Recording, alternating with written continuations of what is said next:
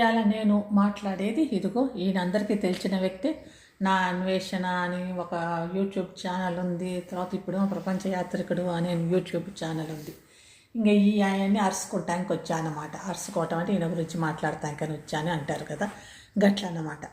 Okay, ఇప్పుడు ఈ నా అన్వేషణ నేను మొన్న ఒక చిన్న క్లిప్ చూశాను యూట్యూబ్లో. ఆ చూసినప్పుడు ఆయన ఏమన్నాడంటే, నిజంగా చెప్తున్నానండి, ప్రపంచం అంతా దొంగ నా కొడుకు. నిజంగా ఆడబుట్టని తమ్మి ప్రపంచమంతా గట్లనే ఉంటారు. నువ్వు అన్నావు కదా ఏది దొంగ నా కొడుకులు. ఎస్, అట్లనే ఉంటారు.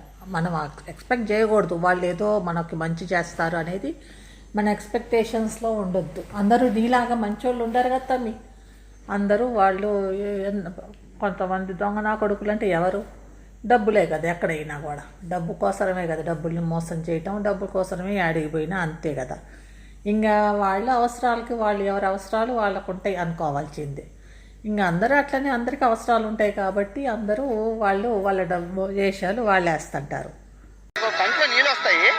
దొంగన కొడుకులండి, దొంగన ఎవరిని నమ్మడానికి వీల్లేదు. అవును, ఎవరిని నమ్మటానికి వీల్లేదు. నువ్వు చెప్పింది అది కరెక్టే. ఎందుకంటే తోడబుట్టినోళ్ళే మోసాలు చేస్తున్నారు. అట్లా ఉంది. ఇవాళ రేపు చూడండి, మోహన్ బాబు ఇంట్లో ఎందుకు గొడవ? వాళ్ళకి డబ్బుల కోసమే కదా. జగన్మోహన్ రెడ్డి ఇద్దరు అక్క చెల్లెలు, కానీ అయినా కూడా ఎంత ఆస్తి ఉంది, అయినా కూడా వాళ్ళిద్దరు మధ్యలో గొడవ కాబట్టి రక్త సంబంధం ఉంటుంది కదా. వాళ్ళు కూడా మోసాలు అవుతుంటాయి ఒకరినొకరు. వాళ్ళ విషయాలలో వాళ్ళవి కూడా నమ్ముతానికి వీల్లేదు. అందుకే మనం ఎవరినో నమ్మాలి, మనకు అందరూ ఏదో మంచి చేయాలి అనుకోవడం మనదే పొరపాటు. ఎవరిని నమ్మడానికి వీలేదు. చుట్టూ ఉన్నది దొంగ మోసం. డబ్బు ఉంటేనే విలువ, డబ్బు లేకపోతే ఎవరు. అదృష్టవంతుడివి, నువ్వు ఇంకా ఎక్కడో ఉన్నావు కాబట్టి నీకు బయట వాళ్ళు ఎవరు మోసం చేస్తారో ఏమో, కానీ నువ్వు అదే ఇండియాలో మీ ఇంట్లో మీరు అట్లా ఉంటే బంధువులు అనేవాళ్ళు ఎట్లయినా ఏదో ఒక రకంగా మనకి బాధ అనేది అనిపిస్తుంది. వాళ్ళు మనల్ని ఎట్లయినా ఏదో విధంగా వాడుకోవటం, ఏదో విధంగా మోసం చేయటం అనేది జరిగిద్ది. కానీ నువ్వు అదృష్టవంతుడు, నువ్వు ఎక్కడనో ఉన్నావు. బయట వాళ్ళ ఇళ్ళల్లో బయట ఎక్కడెక్కడనో తిరుగుతున్నావు. మా నాన్న వాళ్ళ దగ్గర కొంచెం తక్కువనే ఉన్నావు. కానీ నా అనేవాళ్ళు మోసం చేస్తే అది ఇంకా బాధ అనిపిస్తుంది, ఇంకా కొంచెం బాధ ఇంకా ఎక్కువ అనిపిస్తుంది. అట్లా అన్నమాట. ఇప్పుడు మోహన్ బాబు ఇంట్లో చూడండి, ఆయన తండ్రే కదా, ఇద్దరు పిల్లల దగ్గర ఆ తండ్రి కేసు పెట్టడం, కొడుకు మీద, కొడుకుని బౌన్సర్లతోటి కొట్టించడం, ఇప్పుడు ఇవన్నీ అయితేనే ఉన్నాయి కదా. ఇప్పుడు మోహన్ బాబే కాదు, వీళ్ళెంత సెలబ్రిటీలు, వీళ్ళు బయటకు వచ్చారు కాబట్టి బయటికి రాని విషయాలు బోల్డ్ అన్నీ ఉన్నాయి కదా. కాబట్టి ఇదంతా సహజం, ఇదంతా లోకం పోకడ. కానీ కొన్ని లాజిక్ విషయంలో నేను చెప్పింది నిజం కాదు. తల్లిదండ్రులు, కుటుంబ సభ్యులు తప్ప మిగతా వాళ్ళందరూ మోసగాలే. అన్నిటికీ మూల కారణం తమ్మి, తోడబుట్టని తమ్మి, డబ్బే అన్నిటికీ మూల కారణం. డబ్బే కదా ప్రతి ఒక్కటి, డబ్బే అన్నమాట. ఏదైనా ఏ బంధుత్వాలు ఏ దూరం చేసినా దగ్గర పెట్టినా కూడా డబ్బే. అన్నదమ్ముల మధ్యలో గొడవలు పెట్టిద్ది, ఫ్యామిలీస్లో ఎక్కడైనా కూడా గొడవలు పెట్టిద్ది. ఇప్పుడు అదే కదా తన్నుకునేది.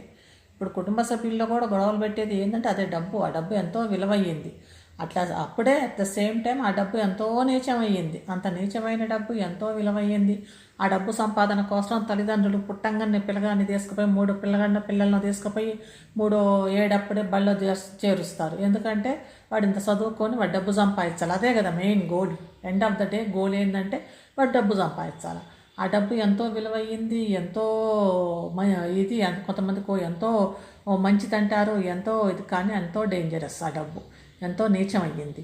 ఆస్తి ఎక్కువ ఉంటే గొడవలు ఎక్కువ, ఆస్తి తక్కువ ఉంటేనే గొడవలు తక్కువ ఉంటాయి, ఆస్తి ఎక్కువ ఉంటే ఆ గొడవలు ఇంకా ఎక్కువ ఉంటాయి. ఇద్దరే జగన్మోహన్ రెడ్డి వాళ్ళ ఇంట్లో ఇద్దరే ఉన్నారు, ఒక మోపిల్లగాడు అమ్మాయి. ఇద్దరి మధ్యలో కూడా చూసివా ఎట్లున్నాయి. ఇది బయటపడ్డది కాబట్టి, అంతేగాని ఇట్లా లోన ఉండే గొడవలు ఇంకా ఎన్ని ఉంటాయి. కాబట్టి డబ్బు అనేది చాలా నీచమయ్యింది, చాలా విలువయ్యింది, చాలా అవసరమైనది డబ్బు. మోసగాలే. మార్క్ మై వర్డ్స్, మీరు కావాలి అంటే నేను చెప్పింది అబద్ధం అని ప్రూవ్ చేయాలంటే మీరు జీతం సంపాదించి. నువ్వు అదృష్టవంతుడు, కనీసం నువ్వు తల్లిదండ్రులు మంచిగా ఉన్నారు, నీ తల్లిదండ్రులు నీకు మంచిగా ఉన్నారని. కానీ కొంతమంది విషయాలలో అట్లా లేదు కదా. కొంతమంది విషయాలలో తల్లిదండ్రులు స్వార్థంగానే ఉన్నారు. ఒకరికి ఎక్కువ ఇస్తారు, ఒకరికి తక్కువ ఇచ్చే తల్లిదండ్రులు ఉన్నారు, తల్లిదండ్రుల మీద గొడవలతోటి ఉన్నారు. ఇట్లాంటివి కూడా కొంతమంది అట్లనే ఉన్నారు. తల్లిదండ్రులు ఒకరిని ఎక్కువ చూసి ఒకరిని తక్కువ చూడటాలు, అట్లాంటివి కొన్ని విషయాల్లో తల్లిదండ్రులు కూడా స్వార్థంతో ఉన్నారు కొన్ని విషయాలలో కొంతమంది దగ్గర. కాబట్టి నువ్వు నీ తల్లిదండ్రుల దగ్గరికి వచ్చేసరికి నువ్వు అదృష్టవంతుడు అనుకోవాలి. కాబట్టి ఎక్కడైనా కూడా డబ్బే. బయటోడు మనకి ఏదో చేస్తాడు, ఏదో మనకి మంచి చేయాలని ఎట్లా అనుకుంటాం. ఆయనకి పిల్లలు ఉంటారు, ఆయనకి ఫ్యామిలీ ఉంటుంది, వాళ్ళకి ఖర్చులు ఉంటాయి, వాళ్ళకి అవసరాలు ఉంటాయి, వాళ్ళకి డబ్బు అవసరం ఉంటుంది. కాబట్టి వాడు కూడా డబ్బుల కోసం వాడు ఎంతవరకు ఏమేం చేయగలటో వాళ్ళు అంతే చేస్తారు. అంటే ఇదంతా స్వార్థం. ఎవరిదైనా ఎవరి స్వార్థం వాళ్ళు చూసుకుంటారు. కాబట్టి తల్లిదండ్రులు కూడా ఇవాళ రేపు స్వార్థంగానే ఉంటున్నారు. అంతే ఉంది. ఇవాళ రేపు తల్లిదండ్రులు కూడా స్వార్థంగానే ఉంటున్నారు. కాబట్టి ఆ స్వార్థం అనేది ఇవాళ రేపు వచ్చేసింది. ఎందుకంటే డబ్బు అనేది డబ్బే కదా ఇదంతా చేసేది, నటింపజేసేది మొత్తం డబ్బే. దీని మొత్తానికి కారణం డబ్బే. ఎవరికైనా ఏదైనా ఎట్లయినా కూడా డబ్బు, విలువైన డబ్బు, నీచమైన డబ్బు, అవసరమైన డబ్బు, ఇదే ఏదైనా ఎక్కడైనా ఎట్లయినా చేసేది.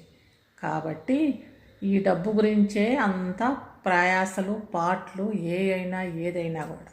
కాబట్టి ప్రపంచంలో నువ్వు ఈరోజు మతం గురించి చెప్పావు, మతాల గురించి అన్నావు.